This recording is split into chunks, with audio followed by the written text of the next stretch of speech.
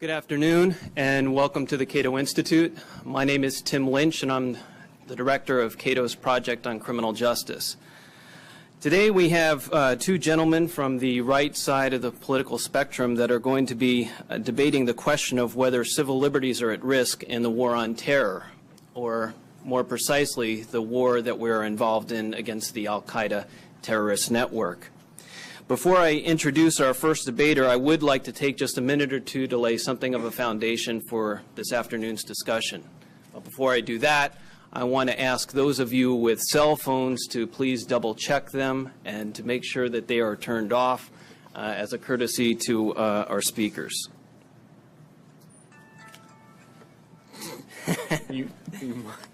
Thank you.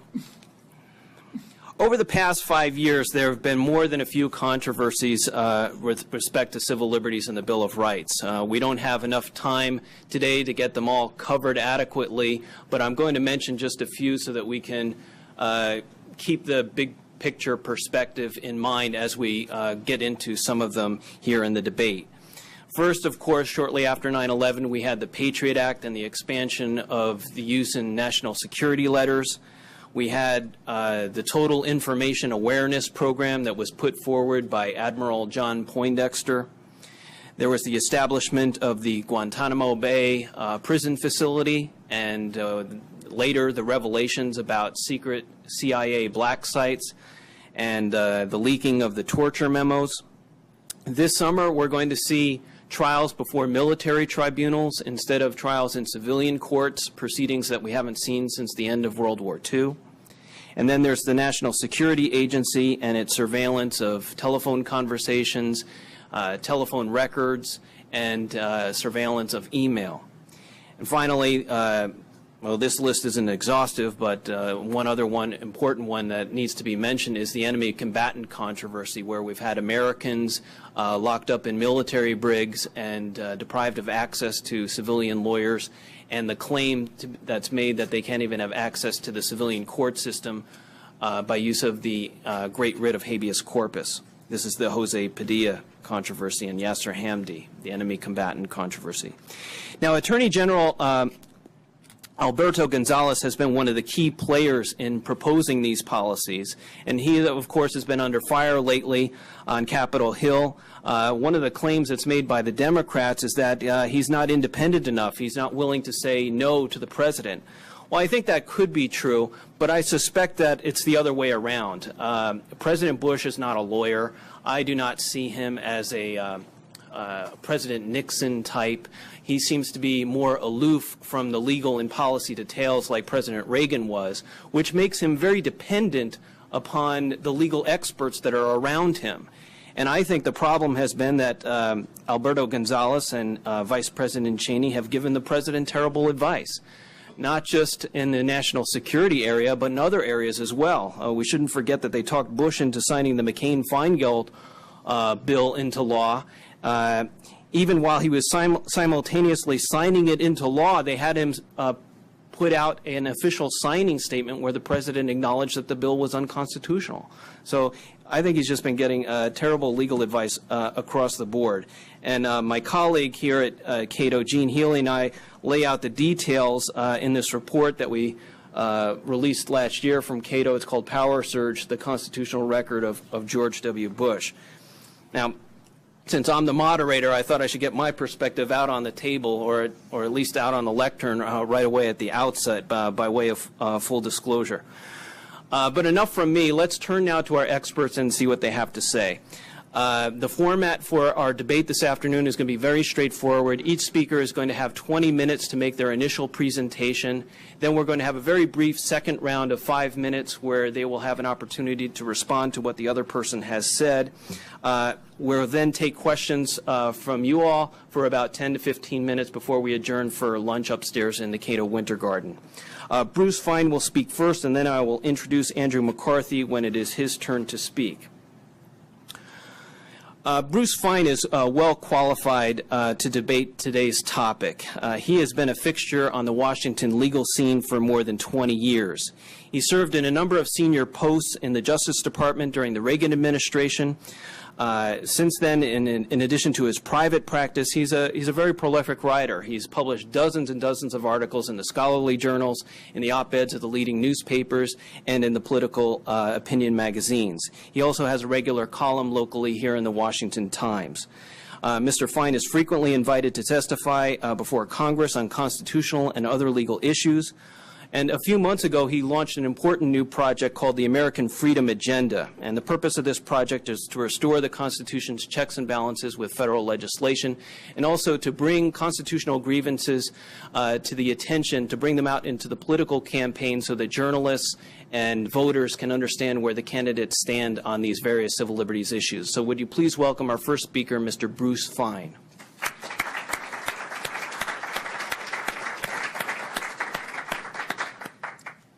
Thank you for that lavish introduction. When any speaker hears the effusions, should be reminded of Sam Johnson's quip. When uttering lapidary praise, a man is not under oath. I submit that we stand at present at a constitutional crossroads. The first question to be asked is, why are we here? Why is this discussion so important? I think the answer is that post 9/11, the changes in the Constitution's distribution of powers that has been urged by the President are not temporary, as in all previous crises and warfares. We always had earlier understood that there would be an ending date to the war, whether it was the USS Missouri in Tokyo Bay or whether it was Appomattox or otherwise.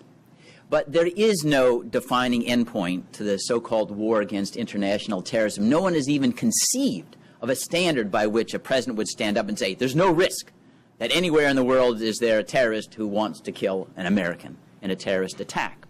And thus, we have to consider the issues that I will discuss with Andy today as being issues that will be permanently on the American constitutional scene. Now, I take as the starting point of discussion the revolutionary ideas of the Founding Fathers. That is, that the primary and chief purpose of government is to make us free, to develop our faculties, and to pursue what Jefferson called happiness. Virtue and wisdom was the understanding of that term at the time of the founding. That's the major purpose of government as conceived in the United States Constitution. It's not to aggrandize government, it's not to build world empires. And with that being the standard, the Founding Fathers understood that freedom was the rule and government intervention to protect the security and safety was the exception. There had to be a standard of need or urgency required in order to surmount the barrier to encroaching on freedoms. It wasn't to be an insurmountable barrier. As Justice Robert Jackson wrote, the Constitution is not a suicide pact, but it had to be a serious barrier. And I submit today that the United States and the chief executive post 9/11 has flipped that customary burden of proof. And the basic discourse has been, in justifying these presidential initiatives, unless we're a police state that smells like Nazi Germany, let us do it, trust me. And freedom takes a secondary role, creating an inverse of the vision of the Founding Fathers. And let me give you examples where I think the standard has not even been close to being satisfied of encroaching and departing from our customary due process protections in this war against international terrorism. Take military commissions. They violate the customary rule that we have an independent judiciary and that one branch shouldn't play judge, jury, and prosecutor, as was done in Alice in Wonderland. I think that was the Red Queen, but maybe have it wrong. Because when you combine all of those three duties in one branch, the likelihood of error is very great. If you're prosecuting someone, you're probably going to decide that he's guilty if you're the one who's deciding on the facts and the law. That doesn't mean that there can never be a need of military commissions. You may have an urgency to have them on the battlefield where you need evidence that's fresh, and otherwise there would be chaos without an instant verdict. But the military commissions that the President has established, first before the Hamden decision of the Supreme Court held they were illegal when they were initiated without congressional authority, and then in the aftermath of the Military Commissions Act of 2006 now being erected with congressional authority.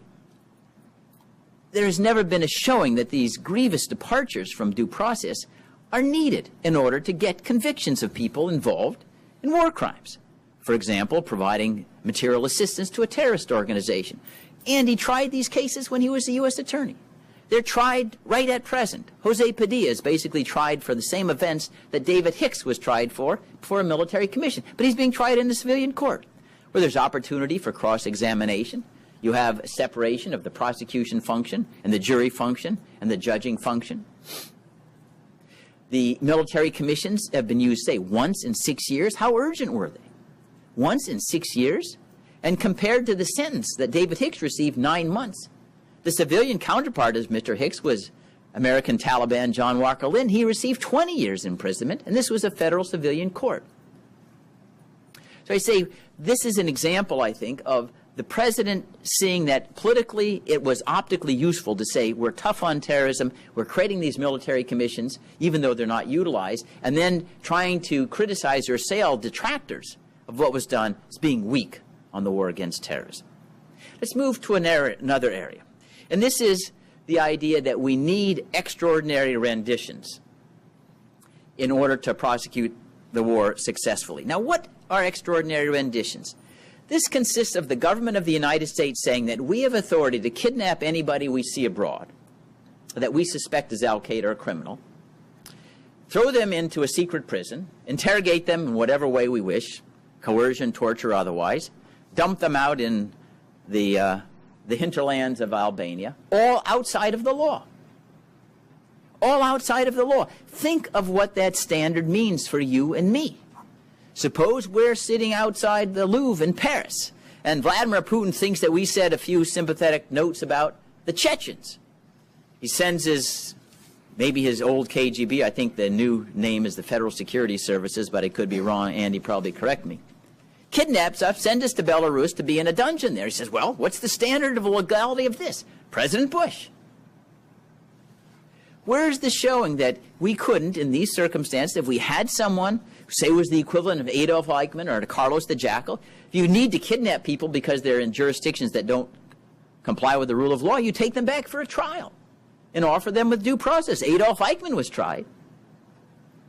Now, there is an arguable justification for all of this secrecy and unaccountability. Say, well, suppose, Mr. Fein, we'd alerted the enemy that we'd captured individual X by publicizing the capture when we had an open trial. Wouldn't they be alerted to take evasive action because we made some penetration into their security system? And that's a hypothetical that's possibly true. But if that standard is accepted as justifying a departure from our customary due process principles, we might as well hold every single trial. All arrests for any kind of terrorism-linked crime should all be in secret. We should never know about any of this stuff, because if we kept it all secret and only the president knew that he had this secret underground prison, then al-Qaeda couldn't possibly take evasive action. That simply, in my judgment, is not an acceptable standard to justify violation of the openness that our First Amendment cherishes and due process requires in order to assure accurate verdicts and accountability. Let me move now to another area. This is what was mentioned briefly as the National Security Agency's warrantless surveillance program. You may recall that after experiencing 40 years of unchecked executive power to gather foreign intelligence, the Church Committee that was established in 1975 and 76 concluded that these secret and unchecked authorities caused untold abuses. 30 years of secret and illegal mail openings, 30 years of illegal interceptions of international telegraphs, misusing the National Security Agency for non-intelligence purposes in order to obtain political intelligence against the enemies, making files for political reasons, not foreign intelligence reasons, required some modest congressional check or regulation of the authority to gather foreign intelligence. And the Foreign Intelligence Surveillance Act of 1978 was the result. It's a very mild act. It explicitly applies in times of war. It says during that period for 15 days, the customary obligation to get a warrant based upon probable cause to initiate a surveillance to gather foreign intelligence can be waived. And during that 15-day interval, the president, if he needs it to be extended, to go to Congress and ask that it be made longer.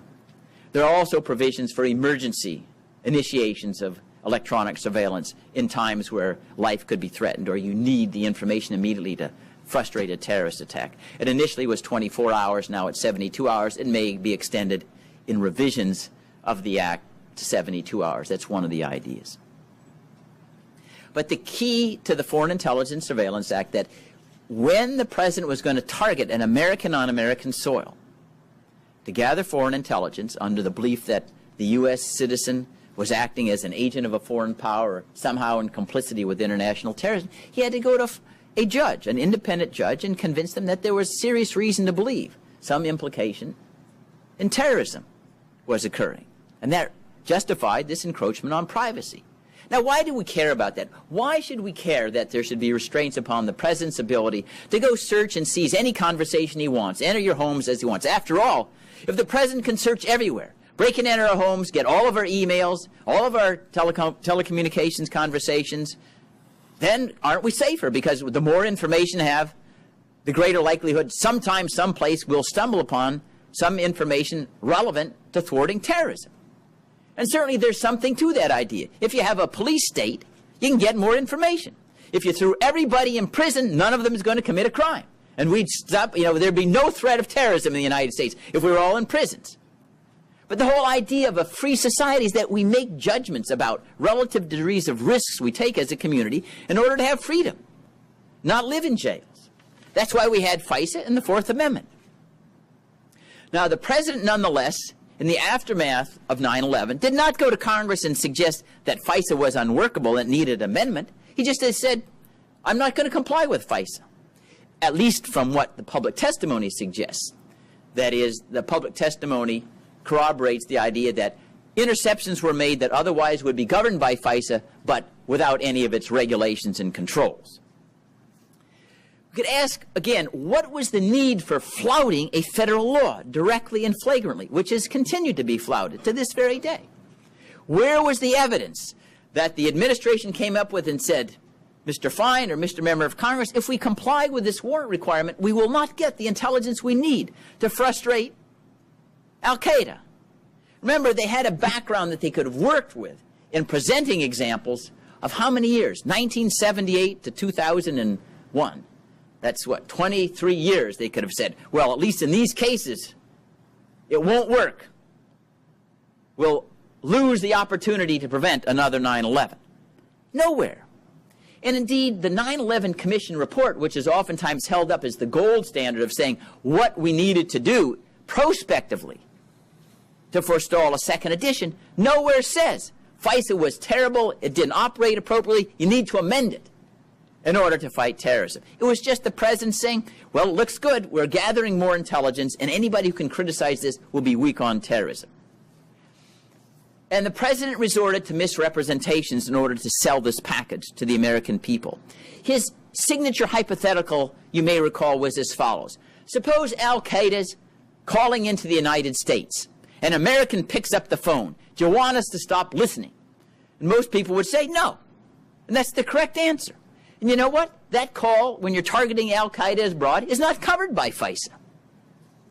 It covers situations where American citizens on American soil are the target. They're the ones that are suspected of implication in terrorism. When you're targeting someone abroad who's the suspect, FISA and the Fourth Amendment don't apply, according to very clear and explicit Supreme Court decisions.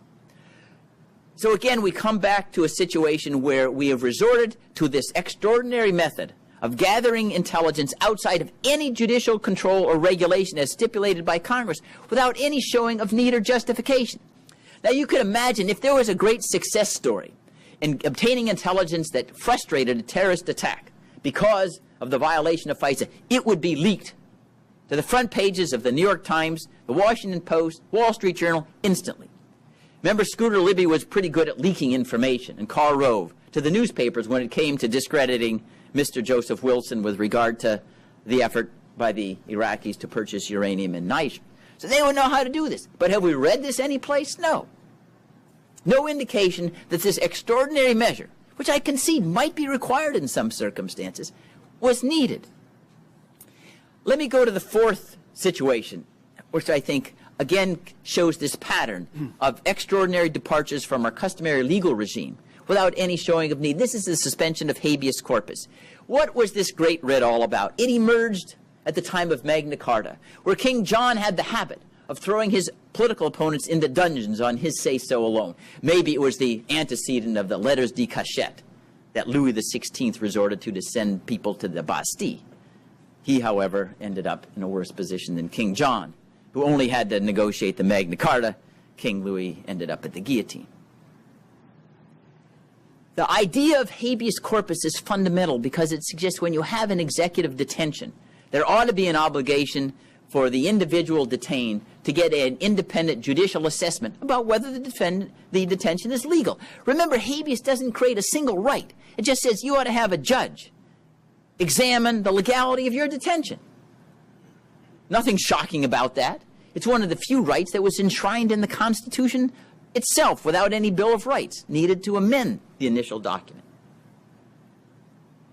And yet, at the behest of the administration, the Congress of the United States has suspended habeas corpus for detainees at Guantanamo Bay.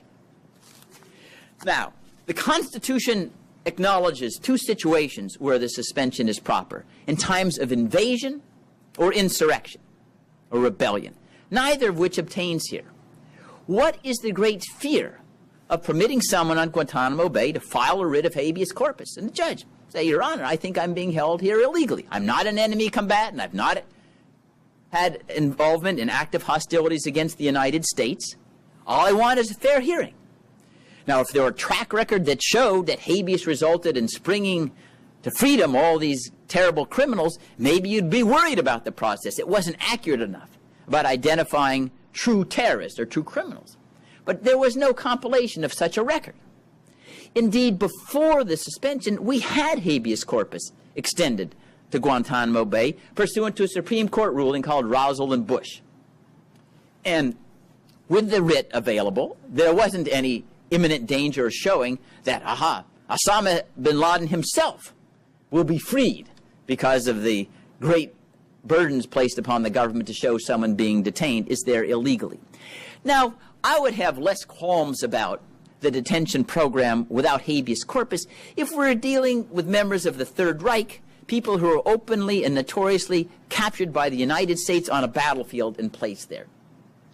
But we have dealing with the situation in Guantanamo where 95% of the detainees were not captured by the United States, and we hold them to a higher standard of reliability on the field. They were captured by the Northern Alliance, people who had a vested interest in accusing their tribal rivals or ethnic rivals of being al-Qaeda. One, they got a reward. Two, they're able to take out those who are the subject of their vendettas and remove them from the scene. That doesn't mean that everyone at Guantanamo is innocent. It means that you have to have, however, a serious process for identifying those who are truly enemy combatants from those who are not. A former commandant of Guantanamo said most people don't belong there. A deputy said the same thing. That's why we have judicial process, is to ensure that we make a proper cut. After all, the difference between civilization and barbarism is civilization cares about only punishing those who are guilty. If you're barbaric, who cares? You just throw everybody who's your enemy into prison and punish them. It doesn't matter to you. But we in the United States care about that because it says what we are as a people. We want to make distinctions between guilt and innocence. I do not think that the questions that we've examined here are ultimately going to be decided in court. It's going to be the political consensus that you and members of Congress reach about where the balance is to be struck in post-9/11 years between being scrupulous about honoring our safeguards against government abuses and casting them aside on the theory that, even the smallest risk of error justifies throwing all of the customary separation of powers and checks aside on the fear that somewhere, sometime, someplace, there's a tiny risk someone may evade our grasp. That is the price of some kind of democracy and openness in government that we must pay. I go back to the theorem that, yes, it is possible to reduce the risk of terrorism by creating a police state and eliminating all of our free speech and due process protections. But the price is the end of our republic. That's too high a price to pay. Thank you.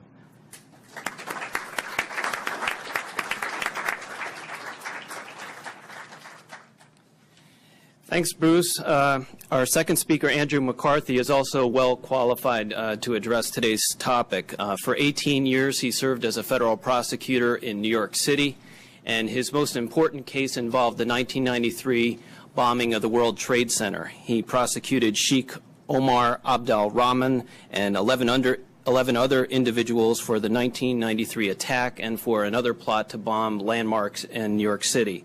For his excellent work on that case, he earned the Justice Department's highest honor, the Attorney General's Exceptional Service Award. He is also widely published in the literature, the magazines, and our leading newspapers. His regular column can be found at National Review Online. He presently is director of the Center for Law and Counterterrorism at the Foundation for the Defense of Democracies. Would you please welcome our second speaker, Andrew McCarthy. Thank you, Tim, for the kind introduction, and thank you also for the invitation to be here, particularly with someone as esteemed as Bruce to talk about these issues. And I want to start, I think, where Bruce started, because I think it's a valuable question. Why are we here?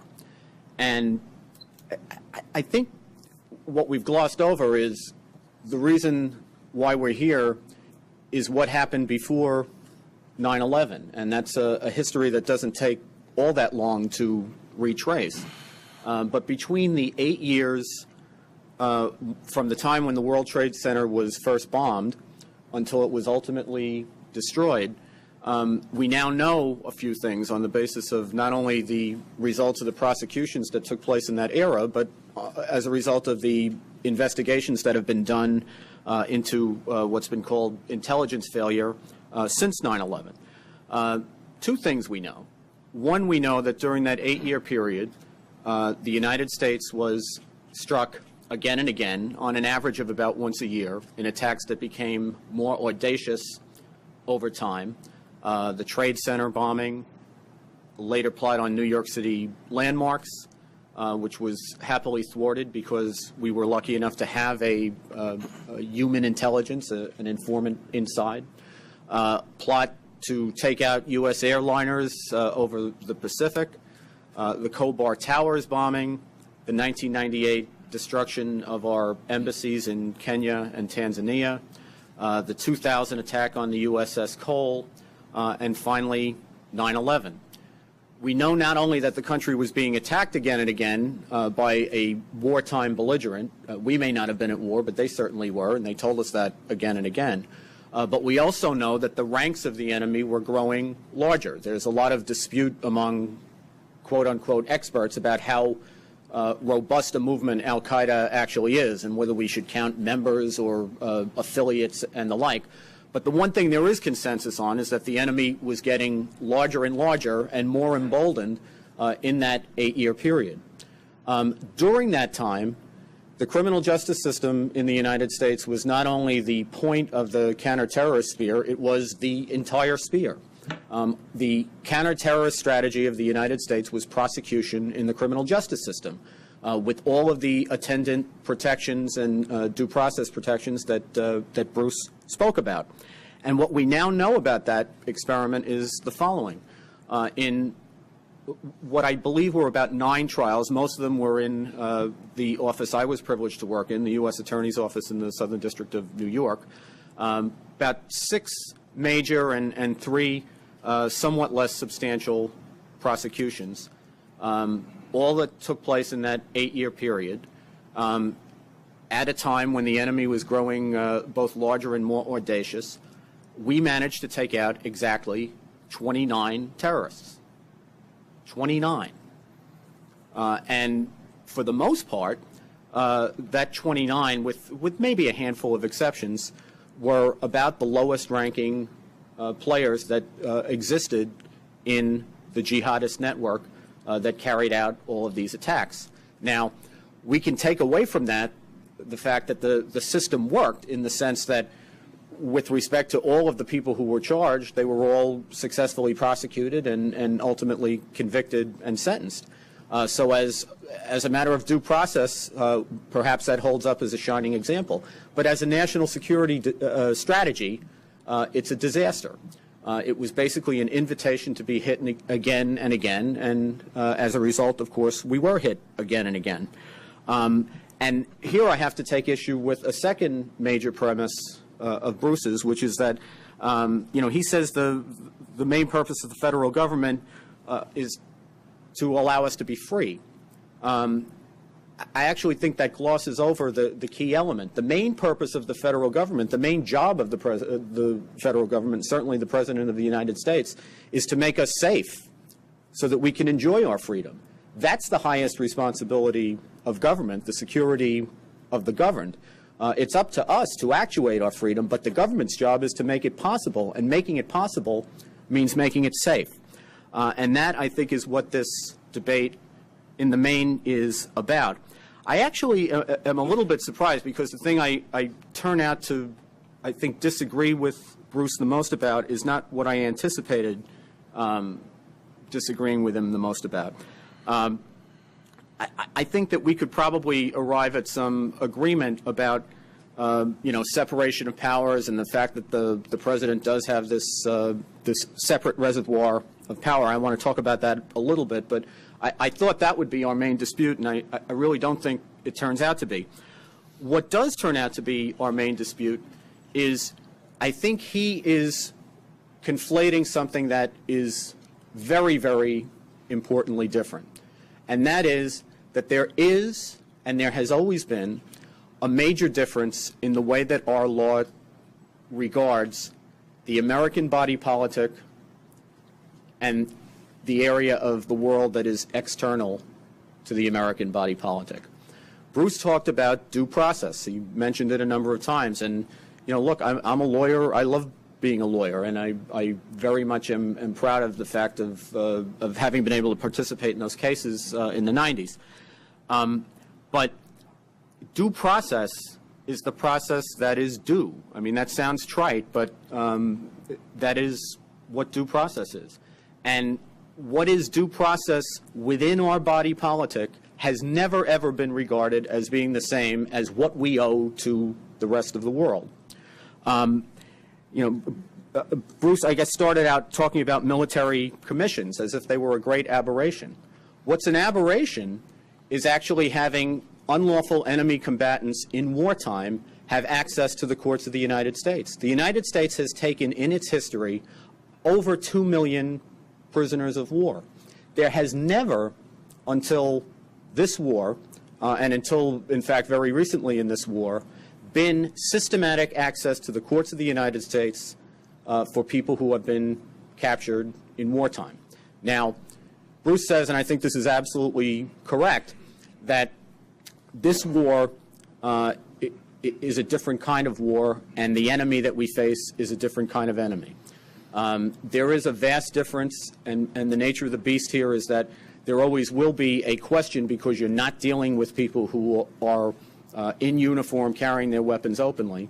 You're always going to have a question about whether the people that you're dealing with are actual enemy combatants or whether they're not. But there's an undertone to that, too, and that is what al-Qaeda does and what militant Islam as a general matter does is flout the laws of war. It actually undermines the humanity and the humanizing impulses, the civilizing impulses that are behind the Geneva Conventions and most of the assumptions that we have in our laws. And the fact is that we have a dilemma. Yes, it's true. When we arrest somebody or we apprehend somebody in this type of a war in wartime, there is an issue about whether the person is a enemy combatant or not. But the other thing that we can't allow ourselves to forget is that if you take these particular enemy combatants, and most of them are enemy combatants, and you give them all of the rights that criminal defendants have in the United States, something that has never been done for honorable combatants in the history of the United States, what you are doing necessarily is rewarding the barbarity that is behind al-Qaeda's methods. And rewarding that kind of behavior is a guarantee of getting more of that kind of behavior. Military commissions, in fact, are not an aberration. They're a norm. General Washington used them in the Revolutionary War. They've been used throughout wars in the history of the United States. They're not a grievous departure from due process, because they have been the process that is due to enemy combatants who violate the laws of war, and they have been from the beginning of our country. Suspension of the writ of habeas corpus. The writ of habeas corpus is not suspended as to a person unless that person has the right to it in the first place. It has always been the law of the United States that there is a difference between the application of the protections of the Constitution inside the United States to our body politic, to U.S. persons, not only citizens, but people who have a connection with our country in an immigration sense that is sufficient and significant enough to have brought them into the fabric of our society. Those people get the full run of habeas corpus, and they always have. But enemy combatants have never systematically been able to have access to our courts. Alien enemy combatants are extra-constitutional creatures. And, Bruce mentioned the Rasul case and said that, the reason that they had habeas corpus rights is because of a 2004 Supreme Court decision in Rasul. Well, that's true enough, but the avenue that the court cited in giving the enemy combatants access to the courts was not the Constitution of the United States, because they don't have rights under the Constitution of the United States. What Rasul is about is the habeas corpus statute. The reason we have a Detainee Treatment Act, the reason we have a Military Commissions Act, the reason we've been able to change the law with respect to, going from what the Supreme Court said the enemy combatants were entitled to what they're now entitled to. The reason the court was able to make that change is because whatever rights the prisoners had were the function of a statute, not our fundamental law. And when that happens, Congress always has a right to change the statute, and that's exactly what Congress did. Another major misimpression that's come out of all this is it's not only that the habeas rights haven't been suspended, there's really a gross misunderstanding in the country about what the enemy combatants are actually entitled to under the Military Commissions Act. Bruce mentioned, what is habeas corpus? It is the great fundamental right for somebody who is apprehended and held by the authorities to command them to come into court and make a showing of cause of why they are apprehended, why they're being detained.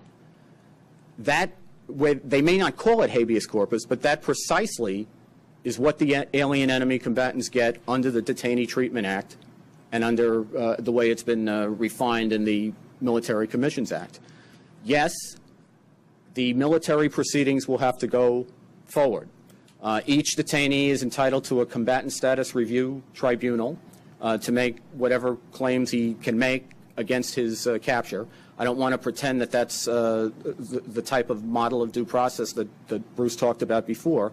It's a difficult proceeding for a combatant to win, although some have won.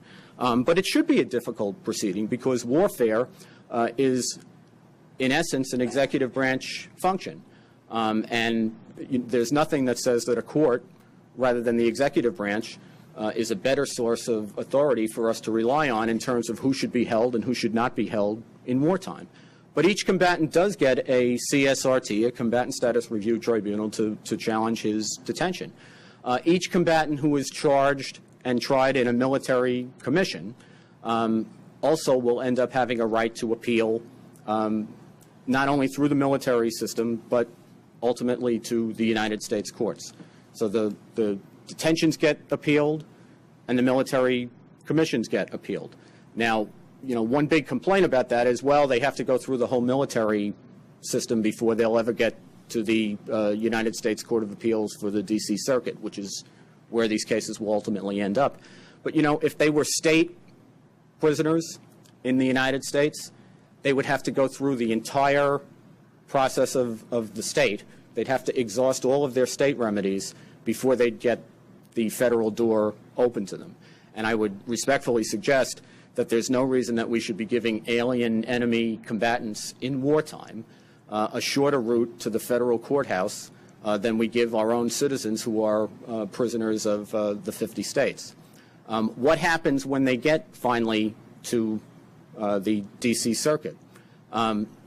Again, there seems to be a lot of confusion about this. I see the New York Times repeatedly has said that the only thing that they'll get to do, and this is in the reporting in the New York Times, that the only thing that the prisoners will get to do when they ultimately get to the D.C. Circuit will be to challenge whether the proceeding that they went through, whether it's a review tribunal or a military commission, whether it was consistent with the rules that the military has set up for those proceedings. And that is just not so. The law specifically says that the prisoners will also be able to raise the question whether those proceedings were a violation of the Constitution and the laws of the United States. Now, that doesn't mean that they'll win. The fact that we give them the opportunity to make that challenge doesn't mean that they actually have rights under the laws and the Constitution of the United States. But the court will at least have a chance and an opportunity to hear that claim articulated and to make a reasoned decision about it.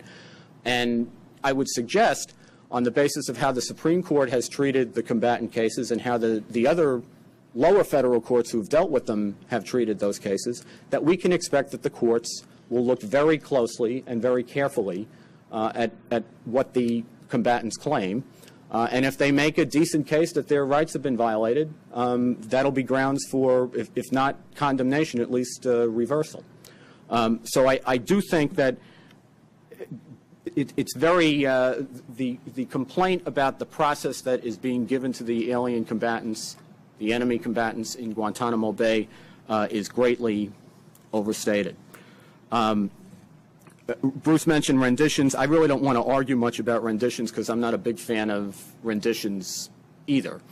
I actually think they're bad policy. We're members of a treaty that obliges us. It's the United Nations Convention Against Torture and Cruel, Inhuman, and Degrading Treatment. We are obliged under that treaty not to transport people into the hands of authorities who we have reason to suspect might subject them to torture or cruel, inhuman, and degrading treatment. You can argue, I think, that that was a foolish agreement for us to make, because what it essentially means is if, for example, we pick somebody up who is, say, an Egyptian, we can't return him to his native land. So we're then stuck with the dilemma of, well, what do you do with such a person if you don't want to prosecute him under your own laws? And you know, you have a situation where the State Department puts out a list every year of torture countries, and Egypt is on it. I think there might have been at least a carve out for the nationals of a state, but that didn't happen.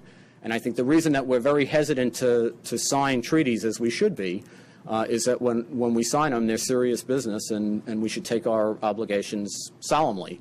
And I don't think, at least for me, it doesn't pass muster to be told that, you know, we get a guarantee with respect to each of these folks who is picked up that whatever country we're giving them to won't torture them. I think that, you know, if our country is putting out a list every year of torture countries, then we shouldn't be rendering people to those countries. The NSA, I actually thought would be the major part of our discussion today, and let me just say a couple of things about it. First of all, I don't know if the 9/11 Commission is the gold standard or not of you know, of what the record is of our counterterrorism failures, but I will say this: the 9/11 Commission had a very, very good reason not to go too deeply into FISA, and that is because a member of the commission was actually involved in what the major FISA controversy was prior to 9/11, which was the so-called wall between the intelligence side of the House and the criminal justice side of the House. And I must say, with due respect to people who are on the commission, including Commissioner Gorelick, who I have great respect for, they should have written, as far as I'm concerned, a 600-page report about the wall, if they really wanted to talk about structural intelligence failure. Instead, what the 9/11 Commission report is about 600 pages on something, on a variety of other things, and really about a page or a page and a half of the wall, which mentions it fleetingly and then immediately dismisses it as a problem. And I think that's an enormous problem for the 9/11 Commission, given the obvious conflict of interest that Commissioner Gorelick had. But just moving on to the NSA scandal for a minute, and scandal is a word I use, probably shouldn't use, but I just want to stress a couple of things. Number one, this idea of executive authority to overrule statutes or not to enforce statutes did not get invented with George Bush. When FISA itself was enacted, President Jimmy Carter's Attorney General Griffin Bell testified that the president maintained authority to do warrantless surveillance, notwithstanding the statute. When the statute was amended in 1994, Deputy Attorney General Jamie Gorelick, the amendment at the time, by the way, was to allow FISA not only to cover interceptions of conversations, but physical searches. Attorney General Gorelick testified that the administration, the president, maintained the authority to order warrantless searches in national security cases. The Office of Legal Counsel, headed by Walter Dellinger during the Clinton administration, has elaborate memoranda in it about the duty of the president not to enforce statutes that he believes are unconstitutional. The Congress enacted a war powers resolution in 1973. Every U.S. president since it's been enacted has refused to enforce it because it's an unconstitutional infringement on his powers. Has Bush pushed the envelope more than others? I guess that's the legacy. But I think this idea that he invented this issue or this controversy is one that just doesn't hold up on the historical record. Thank you.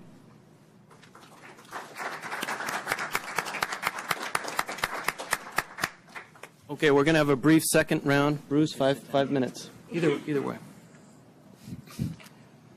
I think that Andy's forceful presentation corroborates my observation. He went into legal arguments and technical distinctions between aliens and U.S. citizens, which I'll elaborate on later, that didn't go to the merits of whether these departures from customary due process and freedom were warranted.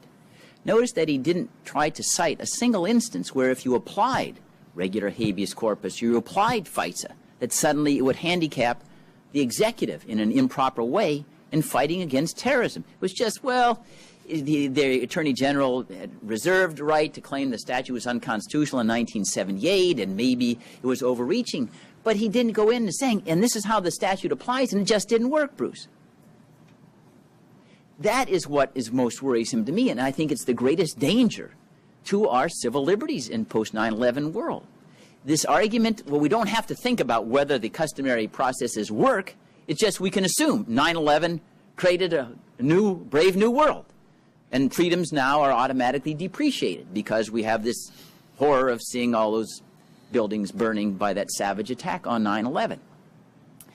With regard to some of the particulars, first of all, the distinctions that he has suggested are invariably there between citizen and non-citizen is not accurate.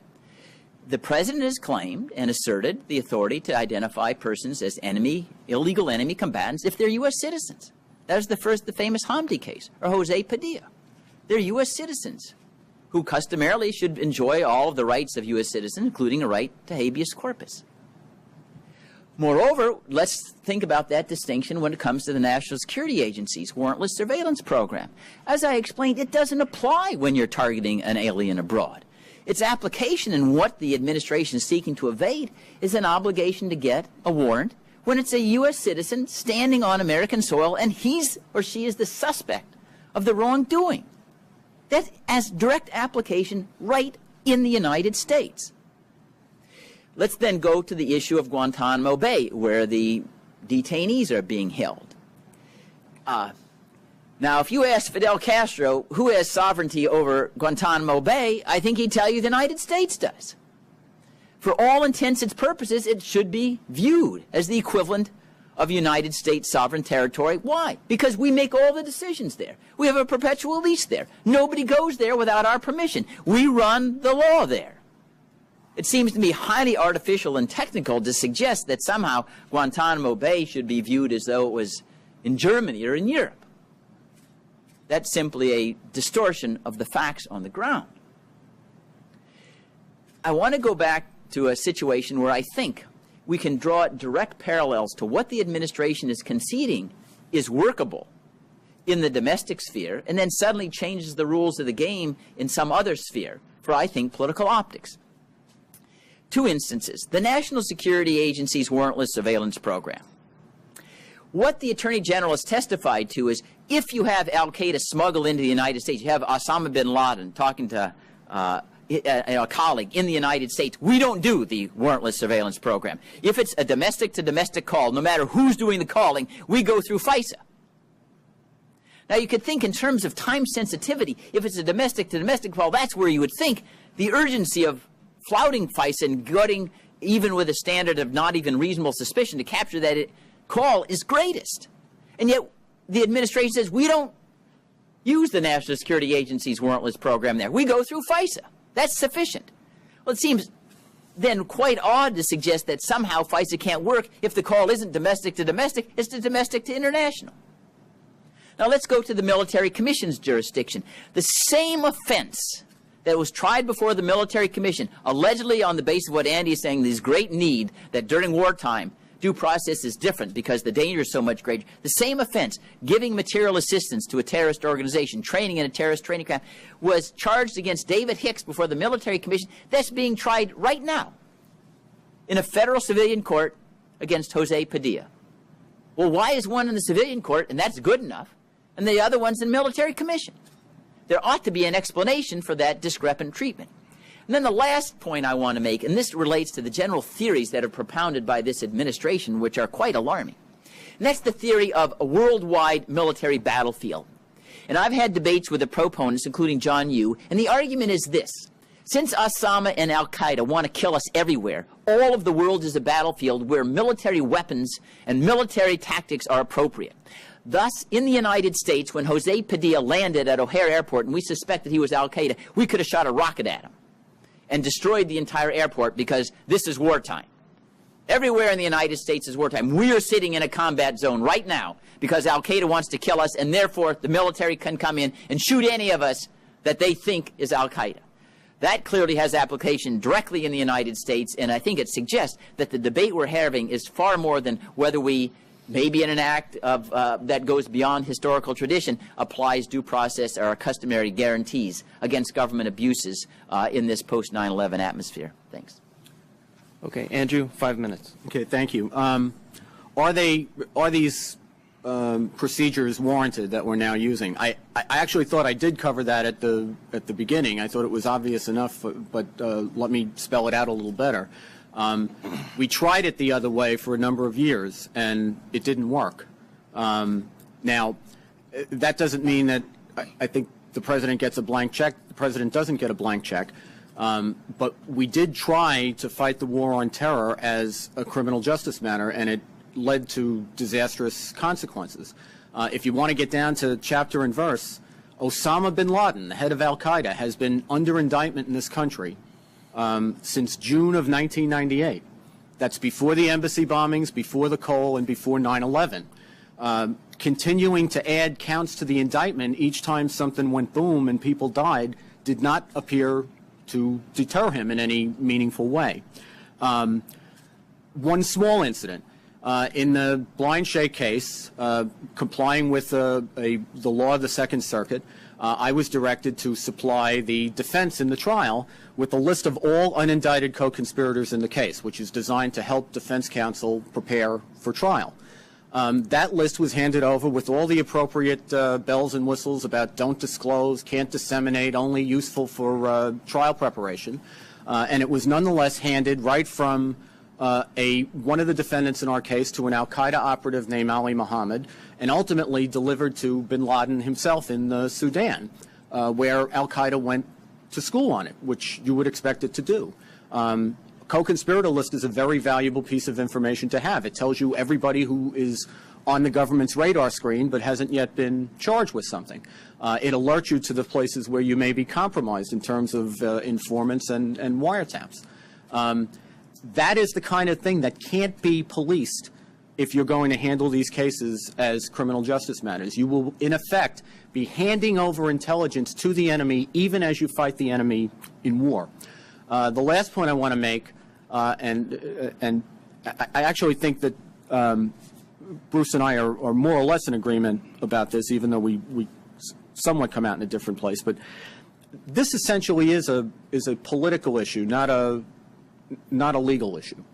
National security is probably the quintessential political issue for a country. There's been a lot of quoting Justice Jackson, but one of the opinions that he actually wrote as a majority opinion for the court is rarely quoted, and that's the one he wrote in the Chicago Southern case in 1948, where he basically said that, speaking for the court, that national security, foreign affairs, the collection of intelligence are paradigm political issues for the political branches and in particular for the president. They're issues that the courts do not have either the means to deal with or, frankly, the competence to deal with. I think that was true then, and I think it continues to be true. And we see the results of it, and I think the results of it are something we ought to be able to take comfort in. Bruce mentioned enemy combatants and the fact that you could have an American citizen, which the Supreme Court now says apparently is okay. You can have an American citizen picked up as an enemy combatant and held. But what have we seen with that? I think there's been a grand total of 2 American citizens who've been taken as enemy combatants, and both of those cases have been disposed in their own way. One guy went back to Saudi Arabia, and Padilla is now being prosecuted in the criminal justice system. The NSA program, there was a big argument between the legal scholars about whether FISA is a law or whether the president has authority under Article 2 of the Constitution to intercept these conversations. But one thing that didn't happen is the program didn't get ended. Why? Because the program was popular with the public. Once the public learned about it, and once they got the news accounts of what we were doing, the polls obviously showed that it was favored, to the point that Congress could have stopped the program and could still stop it tomorrow by denying funding. It didn't dare do that because the politics of it were such that the public wouldn't have stood for that. And I think Guantanamo Bay is another moving target, but that will ultimately be decided by politics. If our perception of what we're doing down there does not comport with what we want to be as America, then Guantanamo Bay either has to change or it's going to be ended. And that will be something that's done as a political calculus by the political branches. And I think we ought to trust the American people to put pressure on the political branches to come out to right results and not kick every question over to the courts for decision. I think we've done a pretty good job as a citizenry impacting what the political branches do in this thicket. Okay, we're going to open it up to questions now. I'm going to exercise the moderator's prerogative and answer or ask the first question. I want to pick up back onto the Jose Padilla case. Andrew, you said that Bruce was conflating 2 aspects of the law of the body politic and the law that applies to the rest of the world. But Bruce also made the point that lawyers for President Bush and the Department of Justice have gone into court and they have said that they consider the entire world, including every inch of U.S. territory, to be a battlefield. And the president reserves the right to arrest anybody in this room, anybody in America. He can put them on a plane tomorrow and fly them to Guantanamo, where they can be held in solitary confinement, kept from their attorneys, and subjected to what the president calls enhanced interrogation techniques. So he doesn't seem to respect this distinction that you're drawing between the body politic and the rest of the world. So can you elaborate a little bit on that point? Sure. I think when you decide whether he respects the distinction, you have to look at what he does in addition to what he says. When the executive branch goes into court, it doesn't just argue a case, it argues a prerogative. And it has to be willing to defend the prerogative on the worst case scenario. it doesn't mean that we're trying to accomplish the worst-case scenario. The Justice Department may go into court and say, yes, in theory we have this right, but as a practical matter, they've exercised it 2 times in 6 years under circumstances where we're at war and where we're taking plenty of prisoners who are not American citizens. By and large, predominantly, overwhelmingly, American citizens have been treated with the full panoply of constitutional protections they have, and they've been continued to be treated in the criminal justice system. But I will tell you, if there's another terrorist attack in this country, or if there's multiple terrorist attacks in this country, the public will demand that the president apprehend people and hold them. So I think these are, this again is a situation where politics ought to be given a chance to work. The president hasn't matched his courtroom rhetoric with deeds, because politically that would be suicidal. I'd respond by quoting Justice Jackson in a different context, where he said these kinds of precedents, even staking them out, are dangerous because they lie around like loaded weapons ready to be used at any future time of crisis. And what Andrew is saying is correct, that this ought to be decided in the political realm ultimately. But that's you and me and Andy. We can't say, well, we just don't know whether he ought to have this authority. We should say he doesn't, that that's dangerous and alarming, and we shouldn't just trust him to desist. What about his successors? What will they do with this claim that all of the world is a battlefield? And moreover, I think we should return to our own history. You may recall that after the protests against the stamp tax in 1765, Britain ultimately, the Parliament repealed the tax. They didn't want to have the protest. But then they issued a declaratory act saying, but we reserve the right of taxation without representation. And that caused then the Americans, the colonists, to remain alarmed. True, the tax was repealed, but they still claimed that authority. And to say, yeah, the president is only detained, I think it's 3, Andy, rather than 2, 3 U.S. citizens as enemy combatants, we ought to be relieved. But why? As long as he holds that sword of Damocles over every citizen's head, it necessarily casts a pallor on how vigorous we are in participating in self-government. Criticizing the government, we think, well, especially since human nature is inclined to be reticent, if we say something, I don't want to take the risk I'll be in Guantanamo Bay the next time. And very few of us out in the public are lawyers and read the Supreme Court cases, are secure in the idea that, well, the president wouldn't push the envelope this far. And then you have to ask as well, why is the president making this claim? An outlandish claim, in my judgment, that all of the world is a battlefield, on the theory that if there's ever a terrorist anywhere in the world who threatens any of us, we're always at warfare, a permanent power.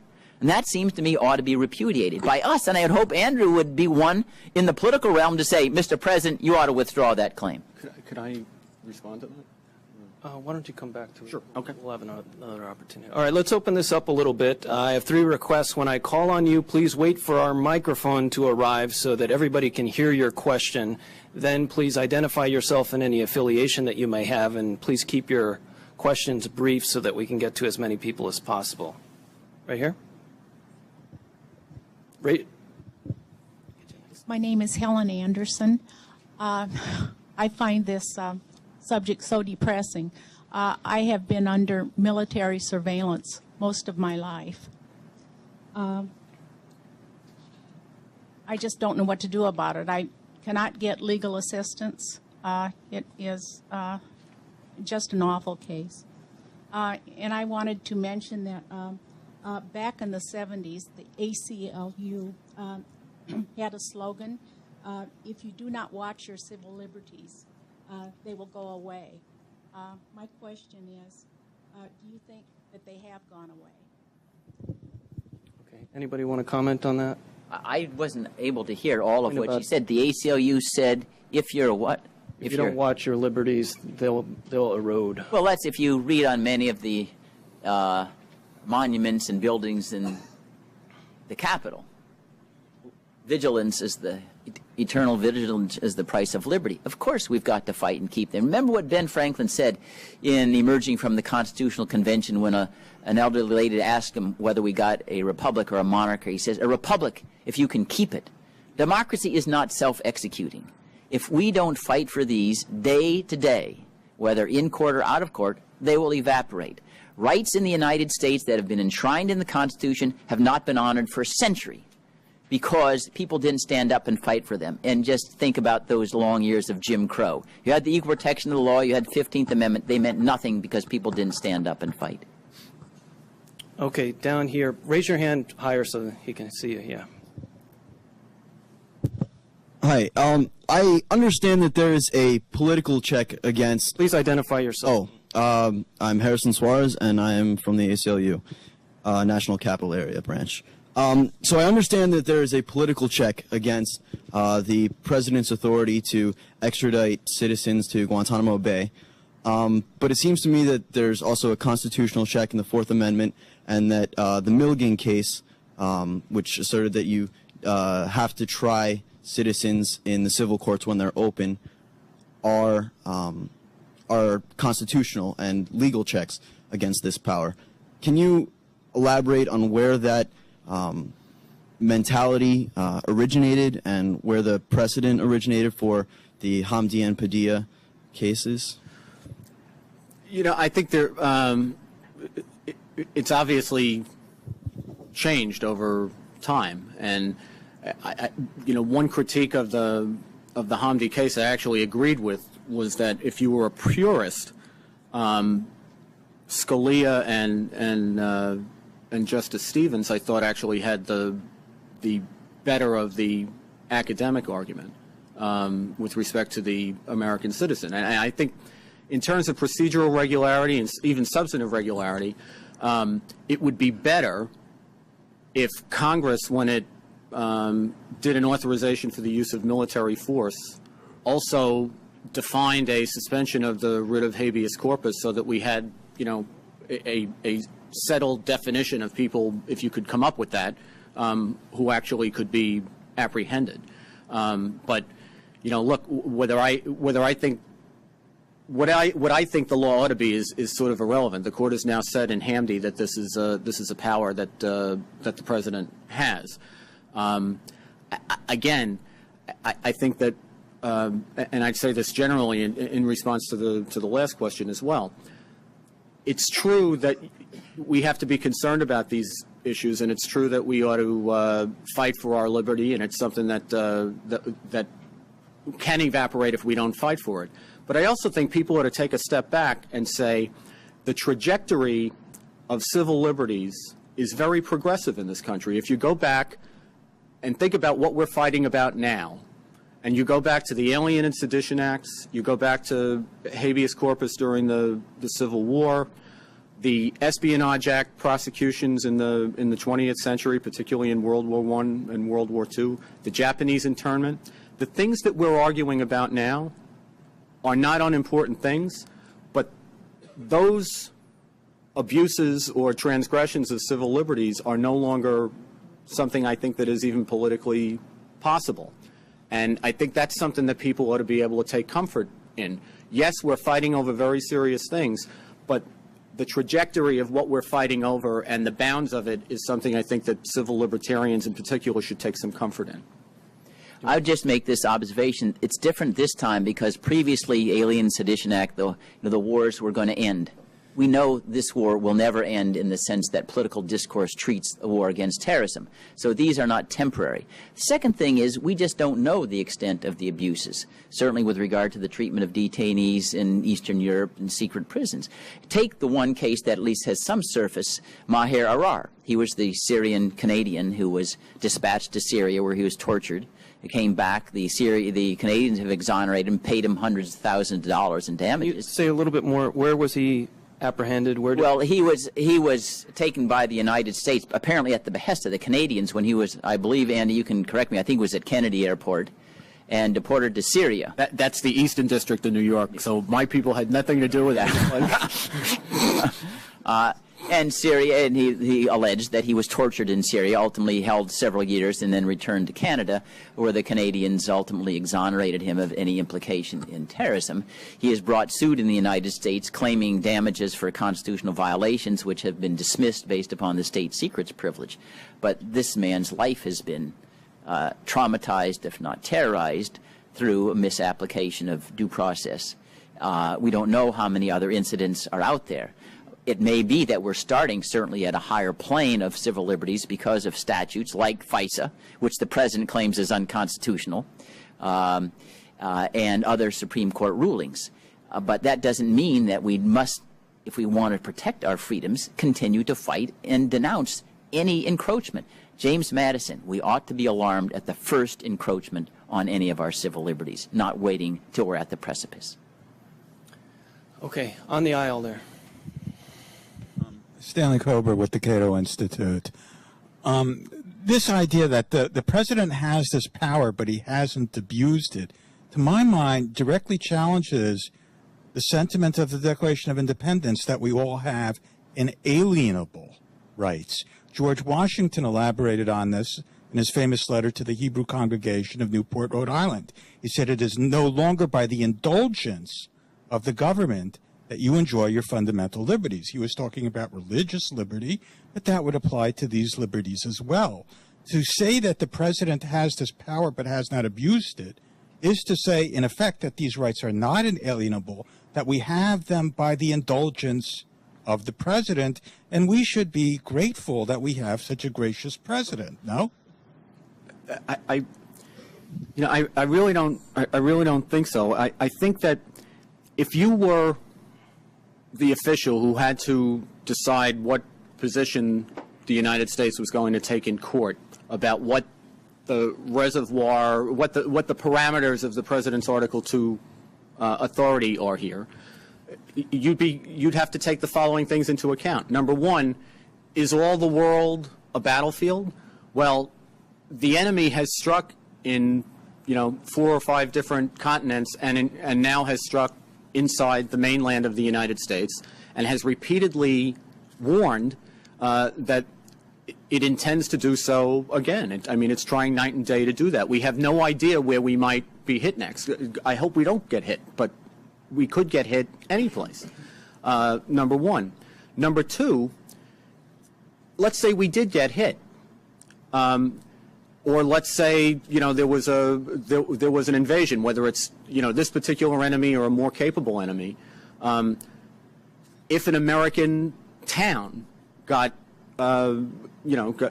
captured by enemy forces and we had to fight to free it up, we don't have preventive detention in this country.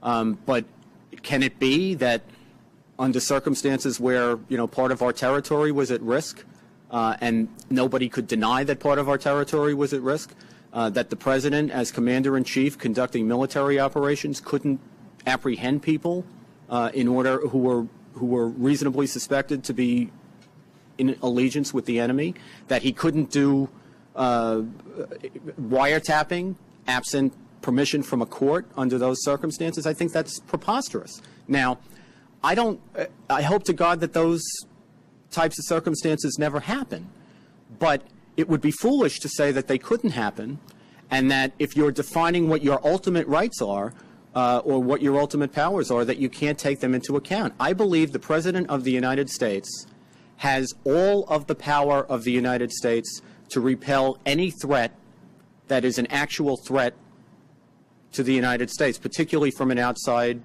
enemy. I think any president who tried to take advantage of that in peacetime, and in what was obviously peacetime, and abused that license, would be impeached or, basically kicked out of office by the electorate. But I don't think that the fact that you have the possibility that a president could conduct himself as a rogue means that you ignore the fact that the power is there if the exigency ever made it necessary. Andy's a great trial lawyer. I argue appellate cases, and that's not how you would argue the case if you wanted to prevail. The president, if you're arguing and you're not trying to, like Dick Cheney, create one-branch government, you would say, Your Honor, we don't need to address these other circumstances that Andy has elaborated that might require some extraordinary measures. This case doesn't go that far, and we urge you not to consider that. Because what happens to judges when you make these extravagant claims, they get alarmed about it. In fact, it defeats It defeats the likelihood of success. That's why I think the government, Andy, lost Hamdi, because they took the position is there's no judicial review whatsoever. The president says on his say-so, you're an enemy combatant, that's the end of the case. This is Louis XVI's letters de cachette saying you're in the Bastille, and that's the end. No court can ever review that, whether you were the Speaker of the House of Representatives or anybody else. You don't make those claims unless you have a larger legal agenda to trying to change the constitutional discourse to say, post 9/11, the president is everything, and Congress and the courts are nothing. And that's what I think makes these claims worrisome. The other observation I'd make in general about what many of the things Andy is saying is the gist of it is, well, the Constitution really doesn't mean anything. That is, unlike Justice Jackson's opinion in West Virginia Board of Education Barnett saying there's certain rights that we have are not subject to the outcome of any election, he's basically saying, well, there are political checks, because sure, if you're really a tyrant, ultimately you may lose power if you can't exert all your tyranny before you lose office, and that ought to be sufficient. But that's not why we have a constitution. If that were the rule, we wouldn't draft any constitution at all. We just leave it to the political realm. It's because we know human nature teaches us that there's likely to be excesses in the political dimension in certain times of strife, and that's why we try to tie down the powers of government irrespective of the outcome of elections, to preserve the long-going civil liberties that keep us a republic. Okay. Yes, in the back. Scott Rafferty. Mr. McCarthy, early in your remarks you spoke about the absence of military tribunals and habeas corpus A little louder, please. as providing a reward for people who propose to attack us, and you appeared to link it to the repetition of... We can't hear you. It's not your fault. There's a fan here. Earlier in your remarks, at the beginning of your remarks, you said that the absence of military tribunals and the use of civilian forums and habeas corpus provided a reward to people who wanted to attack us, and linked it to the repetition of terrorist incidents and 9/11. Right. Just what is the behavioral assumption there, that someone who is actually guilty is going to be incented to attack the United States because of the procedural guarantees we have, and how is there empirical evidence for that? And do you believe that by establishing the military tribunals, you've reduced the growth of Al Qaeda and the recruitment opportunities for it? I guess two things in response to that. First of all, I want to be understood as defending the military commissions as a legal proposition. It's not what I would do if I had my druthers. I think that we ought to. This is not a war in the conventional sense that we've come to appreciate war. It's also not a criminal justice problem. But it seems to me that we have these two paradigms that we're familiar with in our history. There's the military justice system way of doing things, and there's the civilian justice way of doing things. And what we've done is we've taken what's a novel problem and tried to pigeonhole it into one of these two familiar paradigms. For my money, I would prefer to see us try to take the best of both systems and meld them. And I think that not only makes legal sense, I think it makes practical sense, because even if I think, and it really doesn't matter what I think, but if I think that the military commission system is perfectly appropriate under our Constitution, and I do, the fact remains that going forward, we are probably going to apprehend people all over the world. And regardless of whether we think our military commission system stacks up with our law, the fact is that if people won't extradite terrorist suspects to it, then what have we accomplished? What we've basically done is outsourced our national security to people who have much less of an interest in it than we do. To try to get back to what your question was, number one, when you prosecute these cases in the criminal justice system, it is necessary, in order to comport with our due process requirements in the criminal justice system, to give a lot of intelligence that would be very useful to the enemy in wartime. Can I tell you, empirically, we gave this piece of information and as a result they were able to carry out that attack? No. Can I tell you that as a result of prosecuting them 9 times over a course of 8 years, that we gave them intelligence that about what we think, what we know, what we don't know, that if Al-Qaeda on its, whatever its budget is, had its own Al-Qaeda CIA, that they'd never get anything close to that in terms of intelligence? I think that's absolutely true. So you do, I think, gravely risk the national security of the country by trying to prosecute these cases under the ordinary rules of the criminal justice system. Roger? I'm Roger Pilon with the Cato Institute. Bruce, in your opening remarks, in your rejoinder, you said that Andy had focused on legal and technical distinctions and didn't show how statutes applied and just didn't work. Well, I believe that he did, but I'll supplement that. As you know from the In-Re sealed case, the appellate case from the FISA appeals court, there was a reference made to the wall that was erected between FBI and CIA counterintelligence. In her congressional testimony, former FBI agent Colleen Rowley from Minneapolis testified how she tried to get a warrant to look into Moussaoui and was frustrated by the inability of DOJ to press it with the FISA court, didn't think she had enough. In the Moussaoui trial, current FBI agent Harry Samet testified how he tried to get a warrant. This was 9 days, I believe it was, before 9/11 against one of the 9/11 hijackers and could not do so. Those are real-world consequences of a statute that many of us think is an effort by Congress to micromanage the conduct of foreign intelligence gathering.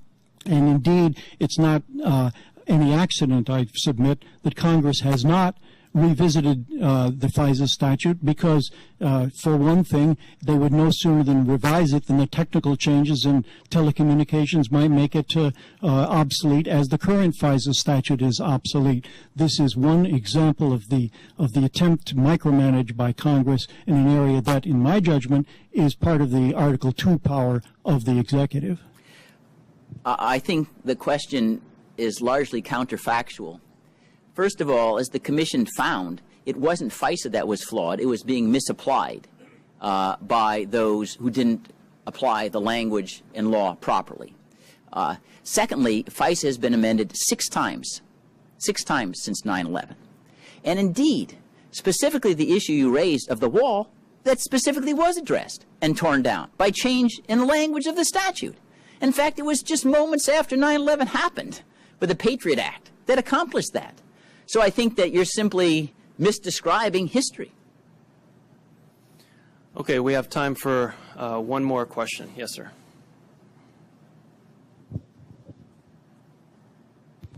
I'm Gerald Schneider, and I'm representing myself. Mr. McCarthy, Mr. Fein said that the fundamental role of government is to protect our freedom, and you said it's to protect our safety. And while, if I recall correctly, he used the word security, one of the major founders of this country, Benjamin Franklin, said people who would trade their freedom for security deserve neither. Was Benjamin Franklin wrong? Yeah, I think there's no a bumper sticker like that with great reverence for Benjamin Franklin is one of those things, I think, like Justice Holmes' marketplace of ideas. It can become an excuse for thinking critically. There are one little bumper sticker like that, no matter how eloquent, is not going to tell you where the rubber meets the road, what choice to make in the very difficult struggle that we have, which really is a tension between what we think of ourselves as an enlightened people, which is what's expressed in our civil liberties, and what we need to do to protect ourselves. And we have to go about that calculus, I think, mindful of the fact that what we do to protect ourselves is basically protecting a system that's the framework for all of our liberties, and our liberties are not worth the paper they're written on to the extent that they're documented unless we're able to secure our people and secure the system that actually protects the liberties. Well, I think certainly a slogan like that doesn't resolve the hard line drawing that has to be done in any enlightened system of law. But it does capture the essence of the republic, which is the burden of proof is on those who need to demonstrate that security is in fact jeopardized unless you encroach on the liberty. And burden of proof is oftentimes decisive. If security was to be supreme, we wouldn't have a Fourth Amendment. Everybody recognizes the Fourth Amendment's purpose is to make it more difficult for government to prevent crime. It'd be easier to say government can search, seize, break into our homes, listen to anything they want to listen to without any restraints whatsoever. And I come back, that's the fundamental test, in my judgment, of where we go from 9/11. Who has the burden of proof in this area where we don't have Euclidean geometry giving us clear answers? Who has the burden of proof of showing that this encroachment is justified? Do we assume everything's changed since 9/11 and anything that conceivably at any time in any place could help al-Qaeda is something we can snuff out, even if it means secret trials, even if it means not giving defendants due process protections to know how to defend themselves? Or do we say, no, part of the legacy and meaning and signature of the United States is we do take some risks, not reckless ones, but some risks to live free, even if it means that we permit some savages abroad a little more leeway? I'm afraid we've run out of time, but would you please join me in thanking both of our speakers for a great debate? Thank you.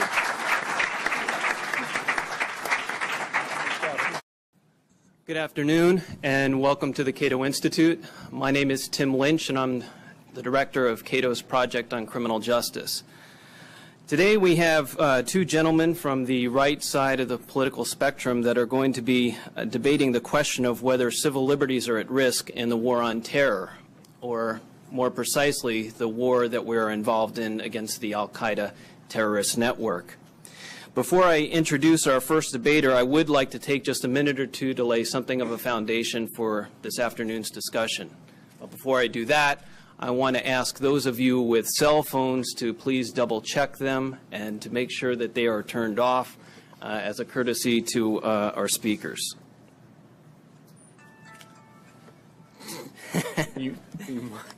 Thank you. Over the past 5 years, there have been more than a few controversies with respect to civil liberties and the Bill of Rights. We don't have enough time today to get them all covered adequately, but I'm going to mention just a few so that we can keep the big picture perspective in mind as we get into some of them here in the debate. First, of course, shortly after 9/11, we had the Patriot Act and the expansion of the use in national security letters. We had the Total Information Awareness Program that was put forward by Admiral John Poindexter. There was the establishment of the Guantanamo Bay prison facility, and later the revelations about secret CIA black sites and the leaking of the torture memos. This summer, we're going to see trials before military tribunals instead of trials in civilian courts, proceedings that we haven't seen since the end of World War II. And then there's the National Security Agency and its surveillance of telephone conversations, telephone records, and surveillance of email.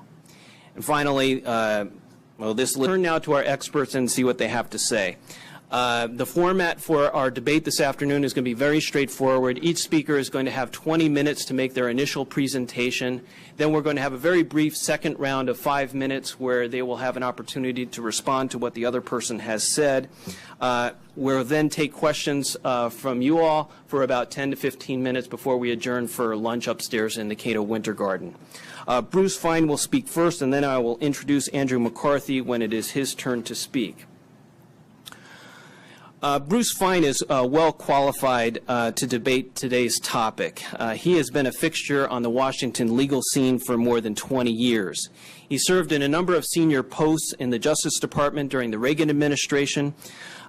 Since then, in addition to his private practice, he's a very prolific writer. He's published dozens and dozens of articles in the scholarly journals, in the op-eds of the leading newspapers, and in the political opinion magazines. He also has a regular column locally here in the Washington Times. Mr. Fein is frequently invited to testify before Congress on constitutional and other legal issues. And a few months ago, he launched an important new project called the American Freedom Agenda. And the purpose of this project is to restore the Constitution's checks and balances with federal legislation, and also to bring constitutional grievances to the attention, to bring them out into the political campaign so that journalists and voters can understand where the candidates stand on these various civil liberties issues. So would you please welcome our first speaker, Mr. Bruce Fein.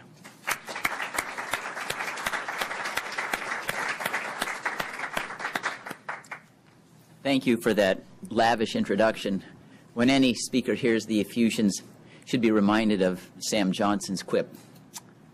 When uttering lapidary praise, a man is not under oath. I submit that we stand at present at a constitutional crossroads. The first question, unless we're a police state that smells like Nazi Germany, let us do it. Trust me. And freedom takes a secondary role, creating an inverse of the vision of the Founding Fathers. And let me give you examples where I think the standard has not even been close to being satisfied of encroaching and departing from our customary due process protections in this war against international terrorism. Take military commissions. They violate the customary rule that we have an independent judiciary and that one branch shouldn't play judge, jury, and prosecutor, as was done in Alice in Wonderland. I think that was the Red Queen, but maybe have it wrong. Because when you combine all of those three duties in one branch, the likelihood of error is very great. If you're prosecuting someone, you're probably going to decide that he's guilty if you're the one who's deciding on the facts and the law. That doesn't mean that there can never be a need of military commissions. You may have an urgency to have them on the battlefield where you need evidence that's fresh, and otherwise there would be chaos without an instant verdict. But the military commissions that the President has established, first before the Hamden decision of the Supreme Court held they were illegal when they were initiated without congressional authority, and then in the aftermath of the Military Commissions Act of 2006 now being erected with congressional authority. There has never been a showing that these grievous departures from due process are needed in order to get convictions of people involved in war crimes. For example, providing material assistance to a terrorist organization. And he tried these cases when he was the U.S. Attorney. They're tried right at present. Jose Padilla is basically tried for the same offense that David Hicks was tried for a military commission. But he's being tried in the civilian court, where there's opportunity for cross-examination.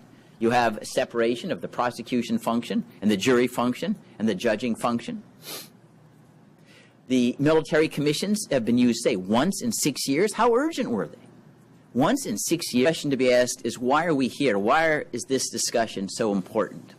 I think the answer is that post 9/11, the changes in the Constitution's distribution of powers that has been urged by the President are not temporary, as in all previous crises and warfares. We always had earlier understood that there would be an ending date to the war, whether it was the USS Missouri in Tokyo Bay or whether it was Appomattox or otherwise. But there is no defining endpoint to the so-called war against international terrorism. No one has even conceived of a standard by which a president would stand up and say, there's no risk that anywhere in the world is there a terrorist who wants to kill an American in a terrorist attack. And thus, we have to consider the issues that I will discuss with Andy today as being issues that will be permanently on the American constitutional scene. Now, I take as the starting point of discussion the revolutionary ideas of the Founding Fathers. That is, that the primary and chief purpose of government is to make us free, to develop our faculties, and to pursue what Jefferson called happiness. Virtue and wisdom was the understanding of that term at the time of the founding. That's the major purpose of government as conceived in the United States Constitution. It's not to aggrandize government, it's not to build world empires. And with that being the standard, the Founding Fathers understood that freedom was the rule and government intervention to protect the security and safety was the exception.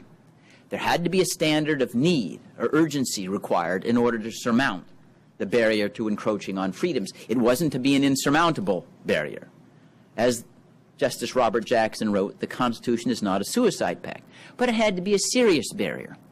And I submit today that the United States and the chief executive post 9/11 has flipped that customary burden of proof. And the basic discourse has been in justifying these presidential initiatives. This isn't exhaustive, but one important one that needs to be mentioned is the enemy combatant controversy, where we've had Americans locked up in military brigs and deprived of access to civilian lawyers, and the claim that's made that they can't even have access to the civilian court system by use of the great writ of habeas corpus. This is the Jose Padilla controversy and Yasser Hamdi, the enemy combatant controversy. Now, Attorney General Alberto Gonzales has been one of the key players in proposing these policies, and he, of course, has been under fire lately on Capitol Hill. One of the claims that's made by the Democrats is that he's not independent enough. He's not willing to say no to the president. Well, I think that could be true, but I suspect that it's the other way around. President Bush is not a lawyer. I do not see him as a President Nixon type. He seems to be more aloof from the legal and policy details like President Reagan was, which makes him very dependent upon the legal experts that are around him.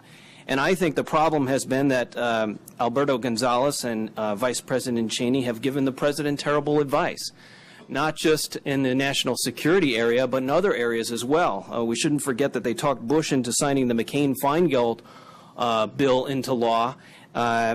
Even while he was simultaneously signing it into law, they had him put out an official signing statement where the president acknowledged that the bill was unconstitutional.